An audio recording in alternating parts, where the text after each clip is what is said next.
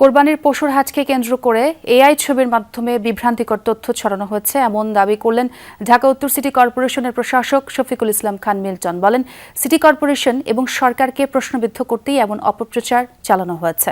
Tejgaon polytechnic মাঠ পশুর হাটে বৃক্ষরোপণ কর্মসূচিতে অংশ নিয়ে এসব কথা বলেন তিনি। পশুর হাটগুলো থেকে নির্দিষ্ট সময়ের মধ্যে বাঁশের খুঁটি অপসারণ না করলে ইজারাদারদের বিরুদ্ধে আইনগত ব্যবস্থা নেওয়ার হুঁশিয়ারিও দেন তিনি। উত্তর সিটির পশুর হাটগুলোতে পরিচ্ছন্নতা অভিযান অব্যাহত আছে এমনটা জানিয়ে প্রশাসক বলেন, এরই মধ্যে মেট্রো রেলের ক্ষতিগ্রস্ত গাছ পুনঃপ্রতিস্থাপন করেছে ডিএনসিসি। এছাড়া সবুজ ও পরিচ্ছন্ন ঢাকা গড়ার প্রতিশ্রুতি বাস্তবায়নে শিল্পাঞ্চলে 5 বছরে 5 লাখ গাছের চারা রোপণ করা হবে।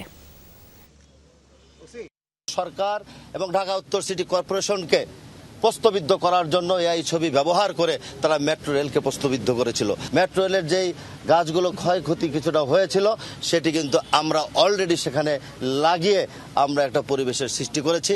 আগের চেয়ে মেট্রো রেল উত্তরার অনেক অনেক সুন্দর এবং মনোরম পরিবেশে সবুজায়ন করা হয়েছে।